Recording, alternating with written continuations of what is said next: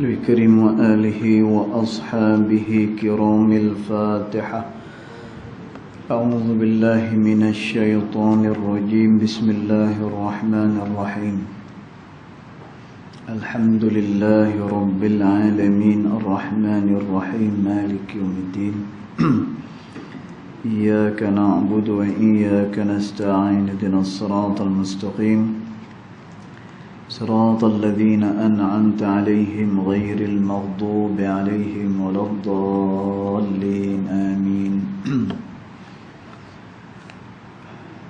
السلام عليكم ورحمة الله وبركاته. الحمد لله والصلاة والسلام على رسول الله سيدنا محمد بن عبد الله وعلى آله وصحبه ومن والاه. أشهد ونشهد أن لا إله إلا الله وأشهد أن محمدا عبده ورسوله. اللهم فصل وسلم على سيدنا محمد عبدك ورسولك النبي الأمي وعلى آله وصحبه وبارك وسلم. ثم أقول رب اشرح لي صدري ويسر لي أمري واحلل عقدة من لساني يفقه قولي أما بعد. قال الله سبحانه وتعالى في تنزيله: لقد كان لكم في رسول الله أسوة حسنة صدق الله العظيم. ربي أدخلني مدخل صدق وأخرجني مخرج صدق واجعل لي من لدنك سلطانا نصيرا.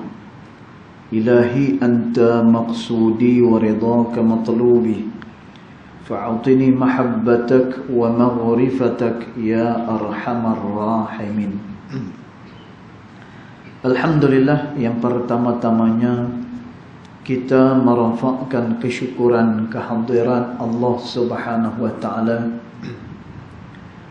yang mana dengan limpah kurnianya, dengan rahmatnya Dia, alhamdulillah, malam ni kita masih lagi diberikan kesempatan, ruang serta peluang oleh Allah Subhanahu wa taala untuk sekali lagi kita dapat bersama-sama di dalam rumah Allah Subhanahu wa taala ini. Mudah-mudahan salat kita, zikir kita, doa yang kita lafazkan ianya akan diterima pada sisi Allah Subhanahu wa taala. Allahumma amin.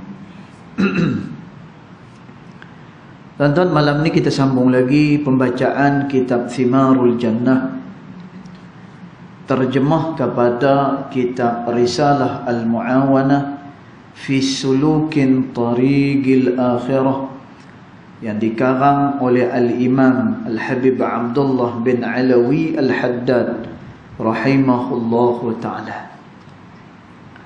Maka dia kata, Bismillahirrahmanirrahim. Qala muallif rahimahullahu ta'ala wa nafa'ana bi'ulumihi fid daraini amin. Maka dia kata, firman Allah Subhanahu wa ta'ala, kulu mir rizqi rabbikum washkurulah. Artinya, makanlah oleh kamu daripada rezeki Tuhan kamu, kata Allah, beserta syukurlah olehmu baginya.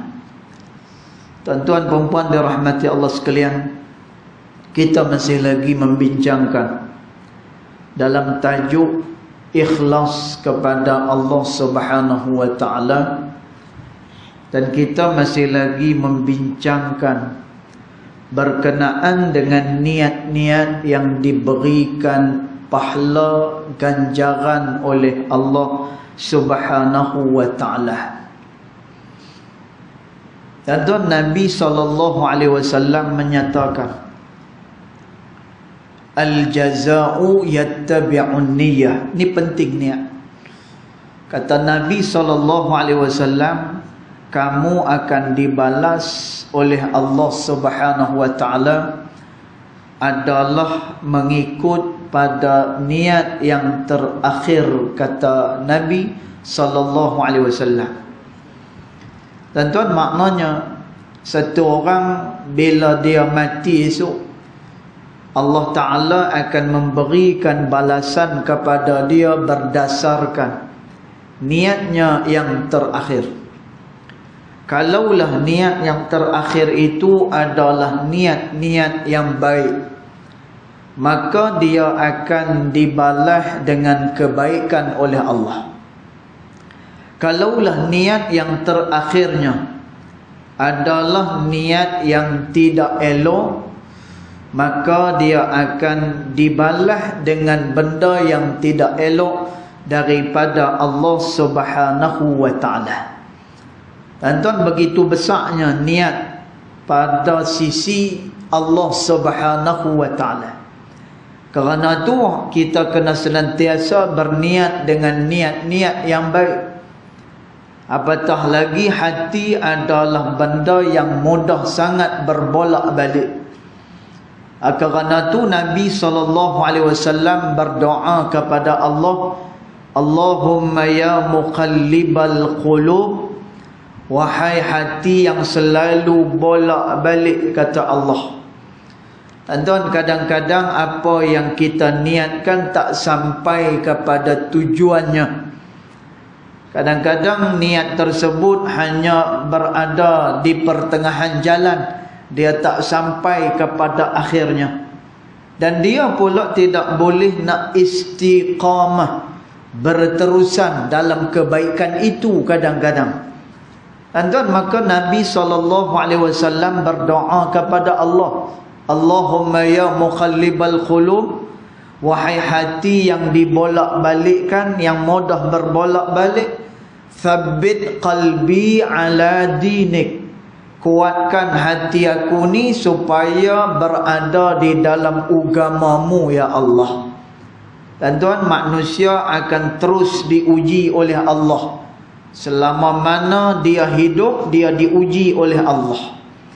Kerana tu dalam surah Al-Ankabut Allah Subhanahu wa taala menyebut, ahasiban nasu ayyutraku an yaqulu amanna wa hum la yuftanun. Adakah manusia tu dia menyangka Allah akan tinggalkan kepada dia dalam keadaan hanya dia berkata kami telah beriman kepada Allah, wa hum la yuftanun, sedangkan dia belum diuji oleh Allah Subhanahu wa taala. Dan tuan, sebab tu kita kena minta dengan Allah. Bila mana kita diuji oleh Allah, perkara yang paling penting, perkara yang paling besar, kita tidak jatuh dalam kekufuran kepada Allah Subhanahu wa taala. Dan tuan, jatuh dalam kufur ni, ulama pun takut, orang yang dekat dengan Allah pun takut. Seumpama dengan Imam Hasan Al-Basri rahimahullahu ta'ala, masa dia nak meninggal, masa dia nak wafat dah, maka dia menangis. Dan tuan, dia teriak sungguh-sungguh, sehinggalah anak murid dia kata, wahai Imam, kamu tak perlu teriak, kamu tak perlu rasa bimbang, kerana kamu adalah orang yang dekat dengan Allah, Allah pasti merahmati kamu. Dan tuan, apa jawab Imam Hasan Al-Basri rahimahullahu ta'ala? Kata Imam Hasan Al-Basri, aku khawatir, dia kata, aku risau. Kalau roh dah sampai ke rengkung, pada masa tu aku akan kufur dengan Allah Subhanahu wa ta'ala. Dan tuan, syaitan dia tidak pernah berputus asa sampailah nyawa terakhir manusia. Dia akan cuba untuk menjatuhkan manusia dalam kekufuran kepada Allah. Dan tuan, maka bab yang kita baca pada malam hari ini, Al-Imam Al-Haddad rahimahullahu ta'ala dia ajak pada kita bahawa hati itu kena senantiasa memperbanyakkan niat-niat yang elok. Tuan, supaya apa? Pertama, kita boleh pahala daripada Allah. Mana tahu dalam keadaan kita berniat yang macam tu, lalu kita diambil untuk menghadap kepada Allah Subhanahu wa ta'ala. Tuan, kalau dipanggil oleh Allah dalam keadaan ada niat yang baik, maka Nabi sebut dah, al-jaza'u yattabi'un niyah. Seseorang itu dia dibalas oleh Allah mengikut niatnya yang terakhir, kata Nabi SAW. Jadi Allah Subhanahu wa ta'ala kata, makan olehmu daripada rezeki Tuhan kamu dan syukurlah olehmu baginya. Tuan, maknanya kita dah terang. Makan ni dia adalah benda yang tak kurang juga dicela oleh Nabi SAW, dan juga dia dicela oleh para alim ulama kita. Tuan, kata Nabi SAW, orang yang bila mana dia banyak makan dan minum, maka masa tu banyaklah hawa nafsu dia. Bila hawa nafsu dia banyak, maka dia terdorong untuk melakukan maksiat kepada Allah. Maka siapa yang melakukan maksiat kepada Allah, maka nescaya dia akan diazab oleh Allah. Dan tentu Nabi kata berkenaan dengan makan. Kemudian Nabi SAW kata, sesungguhnya penyakit itu asalnya adalah daripada perut, kata Rasulullah. Dan juga Nabi SAW cerita masih lagi berkenaan dengan perut. Nabi kata penyakit ni dia berasal daripada perut manusia. Tuan, maka manusia dia tak jaga makan, kemudian dia sumbat apa je masuk dalam perut dia, maka Nabi kata penyakit berasal daripada perut, kata Nabi SAW.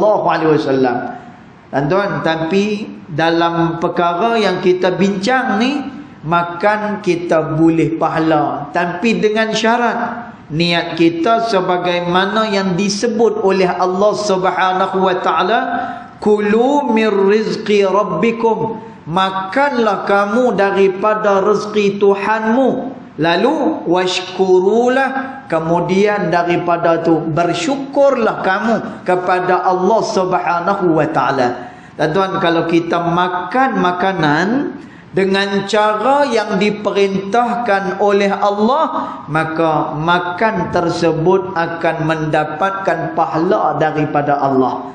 Masya Allah. Dan tuan, sebab itu kita pernah cerita Al-Imam Al-Syafi'i rahimahullahu ta'ala, di rumah Imam Malik dia makan banyak. Di rumah guru dia Imam Malik, dan tuan, dia makan banyak, sehinggalah orang tanya dengan dia, wahai Imam, kamu ajak kepada kami supaya makan sedikit, tapi kamu makan banyak pada hari ni.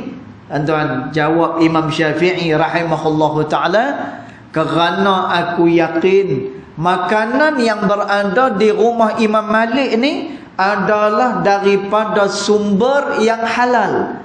Kerana tu aku makan dengan banyak supaya apa? Mengalir segala keberkatan-keberkatan di dalam tubuh badan aku, kata Imam Syafi'i rahimahullahu ta'ala.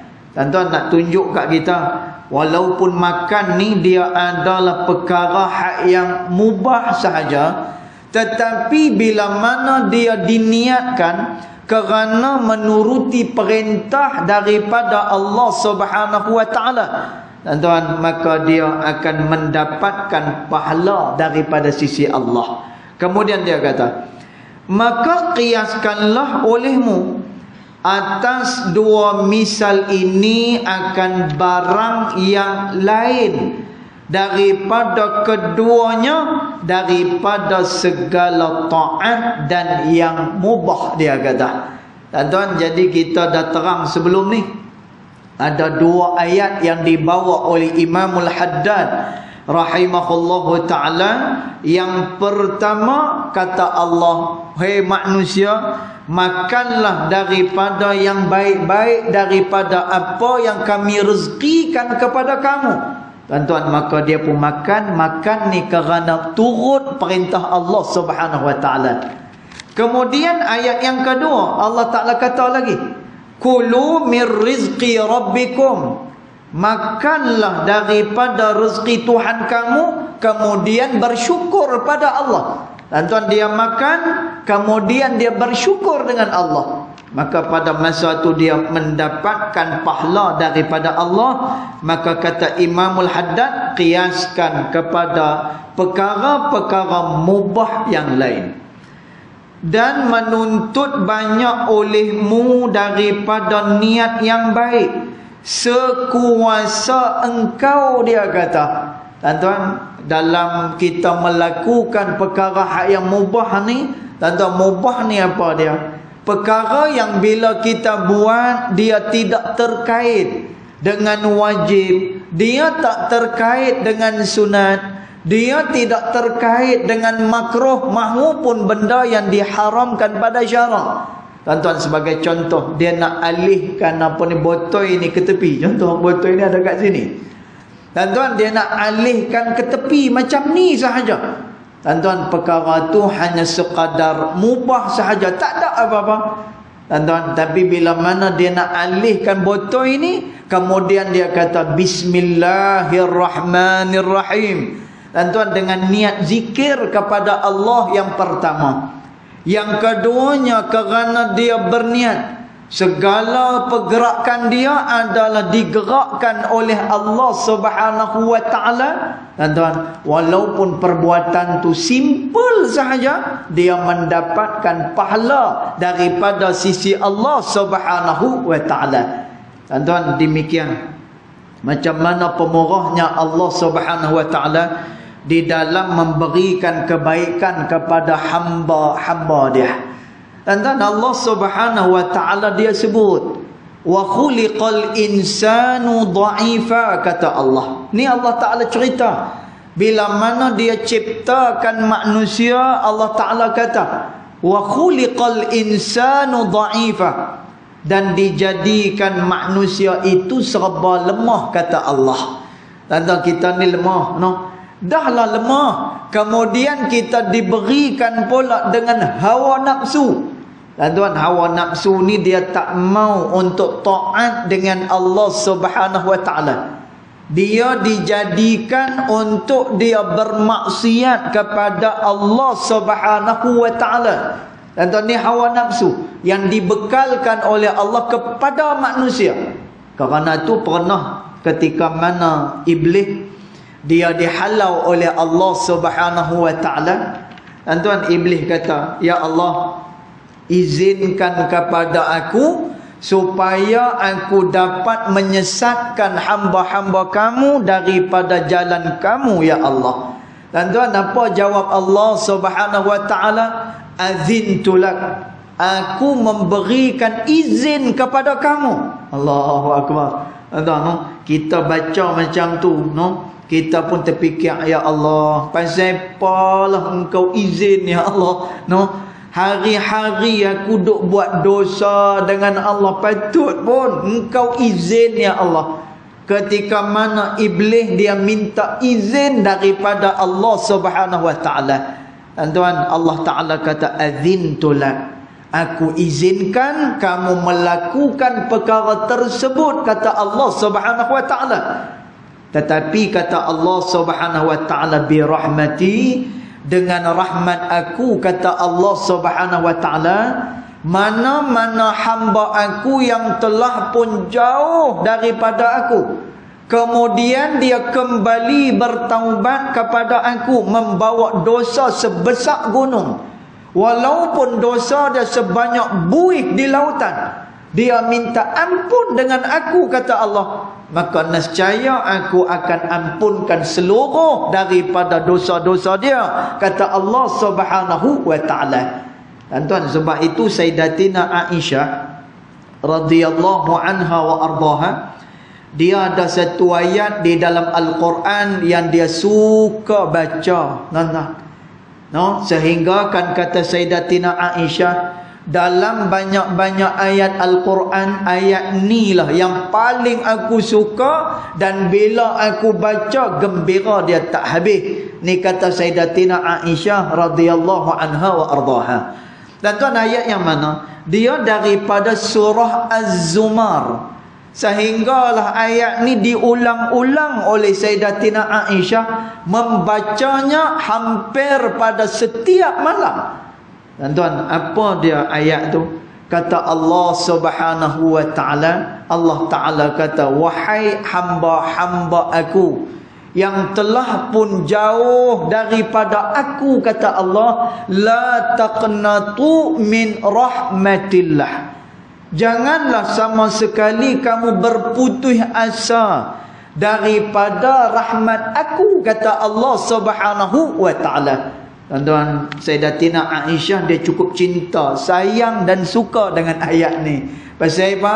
Kerana Sayyidatina Aisyah tahu manusia ni dia akan melakukan dosa kepada Allah Subhanahu wa ta'ala. Kata Nabi SAW, az-zambu finah ba'dal finah, kata Rasulullah. Dosa yang dilakukan oleh manusia, dia akan berulang daripada satu masa kepada masa yang lain, kata Rasulullah. Dan tuan, maknanya apa? Kita akan senantiasa melakukan dosa kepada Allah. Al-Imam Al-Ghazali rahimahullahu ta'ala menyatakan, dan tuan, kata Imam Ghazali, manusia itu barang mustahil untuk dia berpisah dengan melakukan dosa kepada Allah Subhanahu wa ta'ala. Dan tuan, kita nampaknya macam tak ada harapan untuk kita berpisah dengan melakukan dosa kepada Allah Subhanahu wa ta'ala. Habis itu macam mana? Tuan-tuan, macam mana nanti esok-esok kita bertemu dengan Allah Subhanahu wa ta'ala dalam keadaan kita membawa dosa yang banyak dengan Allah Subhanahu wa ta'ala. Dan tuan, kerana itu Allah Subhanahu wa ta'ala dia memberikan kepada kita al-istighfar. Dan tuan, istighfar ni dia merupakan rahmat daripada Allah diberikan kepada manusia. Bila mana manusia dia sebut astaghfirullahal azim, ya Allah, aku minta ampun daripada segala dosa dengan Engkau, ya Allah. Tuan-tuan, bila mana dia kata macam tu, kata Nabi SAW, dosa dia diampunkan oleh Allah, masalah dia akan diselesaikan oleh Allah, segala kesempitan dia akan diluaskan oleh Allah Subhanahu wa ta'ala. Dan tentu kelebihan orang yang beristighfar kepada Allah Subhanahu wa ta'ala. Dan tuan, jadi bila kita tengok apa yang kita baca pada malam hari ini hanyalah sekadar niat di dalam hati dengan niat yang baik, dan tuan, maka niat tersebut dibalas dengan kebaikan oleh Allah Subhanahu wa ta'ala. Dan tuan, demikian pemurahnya Allah Subhanahu wa ta'ala. Maka dia kata, dan yang mubah dan menuntut banyak olehmu daripada niat yang baik sekuasa engkau. Dan tuan, maknanya seberapa banyak niat yang baik boleh kita niatkan, maka kita niat. Kenapa? Semuanya itu memberikan habuan pahala daripada Allah Subhanahu wa ta'ala. Dan tuan, jangan kita berkira pahala yang kecil, yang halus, dan juga pahala yang besar. Dan tuan, ada orang kadang-kadang dia duk berkira-kira, kebaikan ni kalau aku buat pahala dia kecil sangat, kalau yang ni pahala dia begitu besar, maka dia ada riang nak melakukan amalan yang Allah Ta'ala akan beri kepada dia pahala yang besar. Dan tuan, kata Nabi SAW dalam melakukan kebaikan ni, kata Nabi SAW, la tahqiranna minal ma'rufi syai'a, kata Nabi. Jangan kamu memperkecilkan, kata Nabi, mana-mana kebaikan sekalipun, kata Nabi SAW. Dan tuan, kita tak tahu, mungkin yang Allah Ta'ala redha daripada kita 2 rakaat sebelum solat fardu. Mungkin.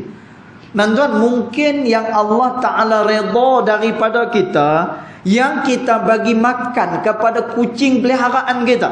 Kita tak tahu mana satu amalan yang akan diterima oleh Allah Subhanahu wa taala. Tuan-tuan, kita tengok sebagaimana ada satu orang perempuan yang setiap malam dia menjual tubuh badannya. Dan tuan, cerita ni diriwayatkan daripada Sahih Al-Bukhari. Dan tuan, cerita ni diceritakan sendiri oleh Nabi sallallahu alaihi wasallam. Dan tuan, bagaimana ada satu orang perempuan yang tiap-tiap hari dia jual tubuh dia. Dan tuan, kira-kira dosa besar lah tu. Perempuan ni dia dah buat. Pasal apa? Dia jual tubuh dia, maknanya dia berzina pada tiap-tiap hari. Sedangkan perbuatan zina ni, kata Allah Subhanahu wa taala, la taqrabuz zina, kata Allah. Janganlah kamu hampir kepada zina. Tuan-tuan, maknanya apa? Jalan-jalan yang nak pi kepada penzinaan, yang tu pun kita tahu tepi. Bukan bermakna jangan kita melakukan zina. Apapun juga jalan yang menyumbang kepada penzinaan, yang tu kita tolak awal-awal. Ni maksud daripada ayat ni. Tuan-tuan, perempuan ni tiap-tiap malam jual tubuh badan dia. Dia dah tak kira lagi dah halal haram. Tapi pernah satu hari, tengah-tengah duduk saja-saja, tiba-tiba mai seekor anjing yang sedang kehausan. Tuan-tuan, lalu perempuan ni pun buka dia punya kasut dia, kemudian dia pun cedok air, kemudian dia berikan kepada anjing yang sedang kehausan ini. Tuan-tuan, rasa ihsan dalam hati dia, rasa kesian dalam hati dia kepada anjing ni. Tuan-tuan, anjing ni haram tak? Haram. Sama kedudukan dia macam babi. Tuan-tuan, anjing dan juga babi. Bahkan kata Nabi SAW, siapa-siapa yang di rumahnya itu mempunyai anjing, kata Nabi SAW, setiap hari kebajikannya akan hilang satu qirat, kata Nabi SAW. Tuan-tuan, maknanya apa? Orang yang ada anjing di rumah dia ni, satu hari kebaikan dia akan diambil oleh Allah. Satu hari diambil oleh Allah Subhanahu wa taala. Tuan-tuan, demikian sekali betapa jijiknya anjing dan juga babi yang diharamkan oleh syarak kita. Tuan-tuan, tapi perempuan ni, bila mana dia rasa ihsan dengan binatang ni, dia ihsan dengan anjing ni, lalu dia berikan minum kepada anjing yang sedang kehausan ni, kata Nabi SAW, nanti di akhirat besok dia akan diberikan dengan balasan yang begitu besar daripada Allah Subhanahu wa taala. Tuan-tuan, satu orang yang tiap-tiap hari dia melakukan perkara yang dimurkai oleh Allah Subhanahu wa taala.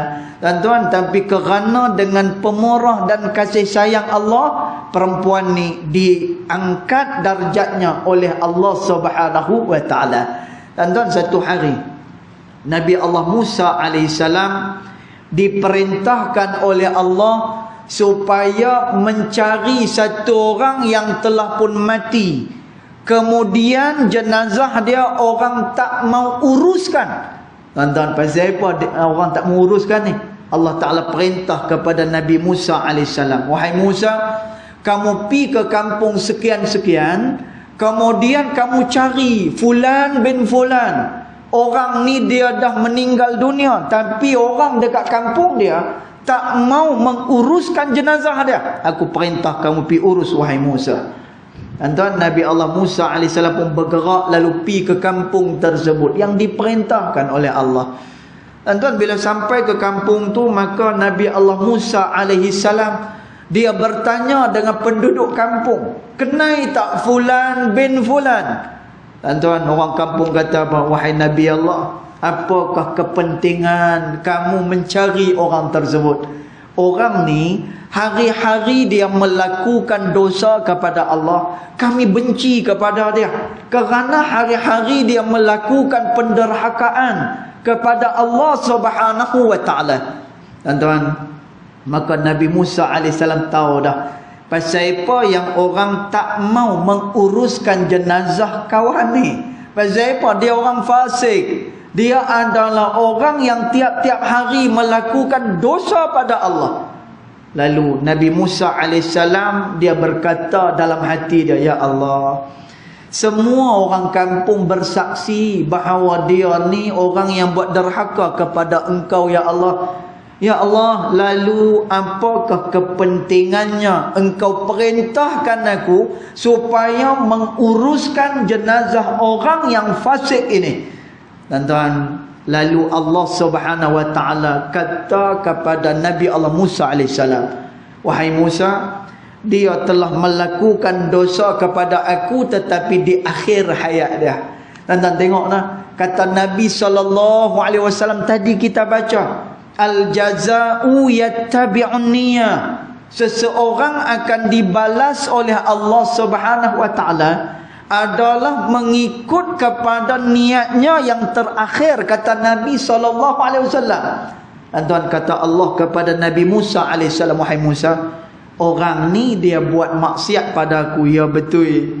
Tapi ketika mana dia dah nak meninggal dunia, dia minta kepada aku, ya Allah, sesungguhnya aku ni Engkau jualah yang menjadikan.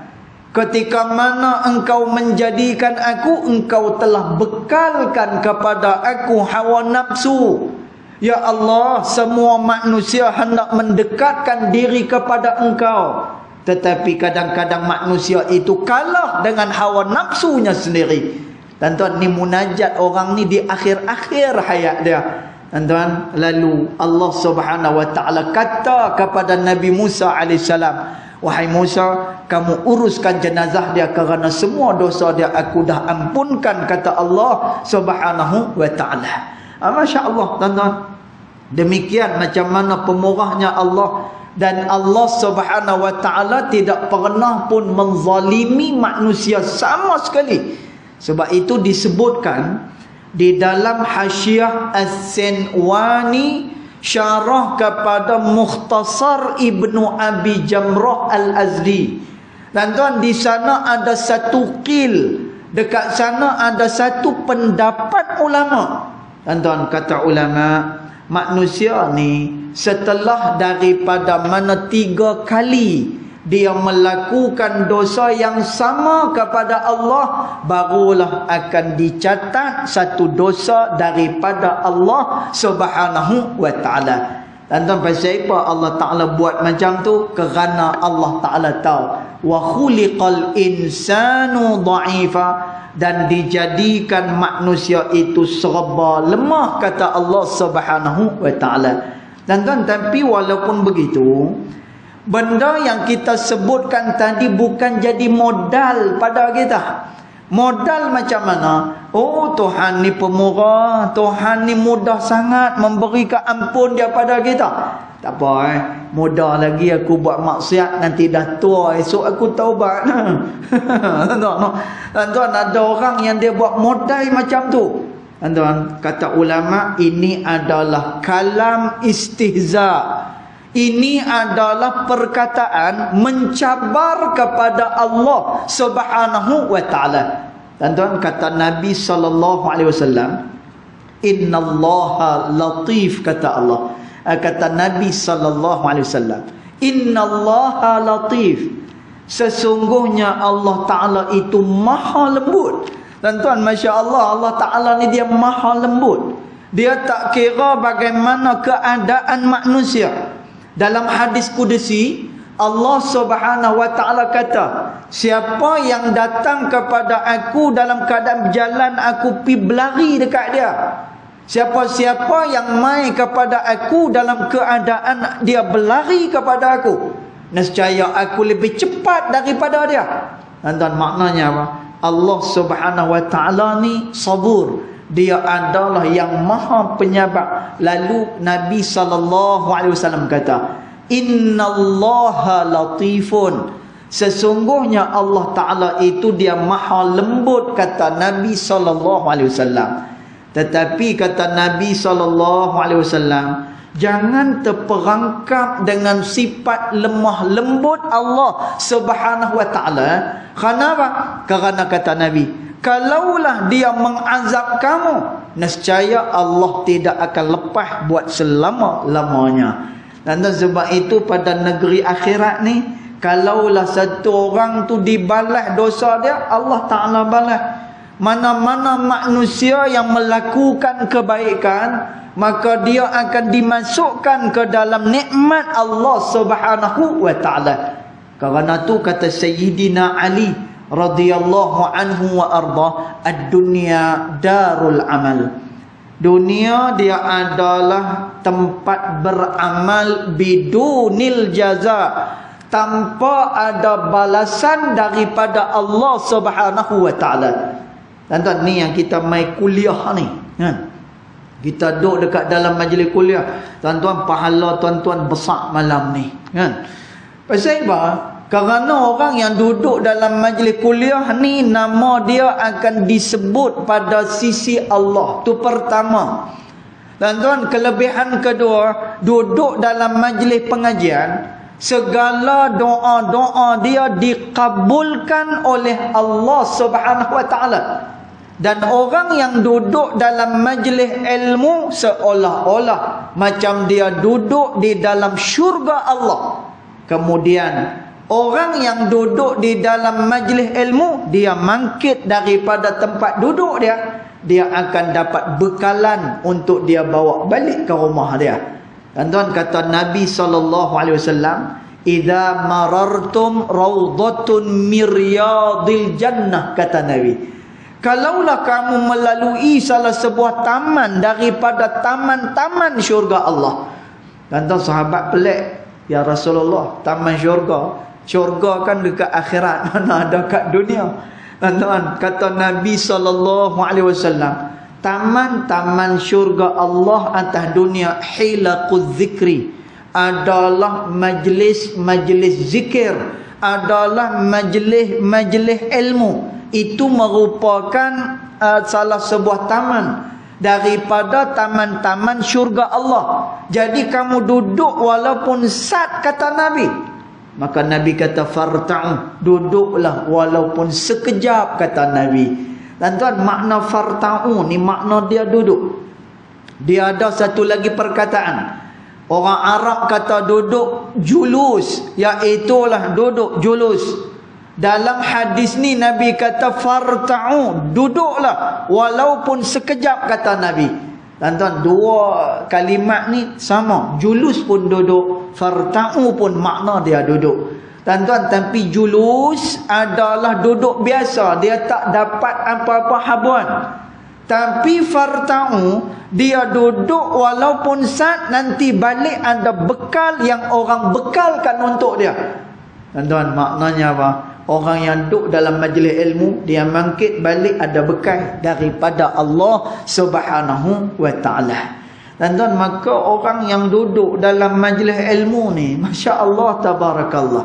Tuan-tuan, dia punya pahala dia besar sangat-sangat. Dia duduk dalam majlis syurga Allah. Kemudian dia dalam ingatan Allah. Nama dia disebut oleh Allah. Dimakbulkan segala permintaannya oleh Allah Subhanahu wa Ta'ala.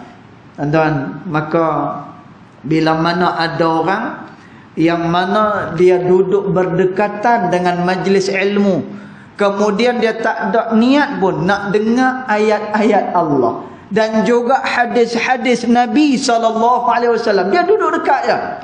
Tuan-tuan, maka malaikat tanya dengan Allah Subhanahu wa Ta'ala, "Ya Allah, bagaimana nak catat amalan orang tersebut? Macam mana nak beri pahala pada dia?"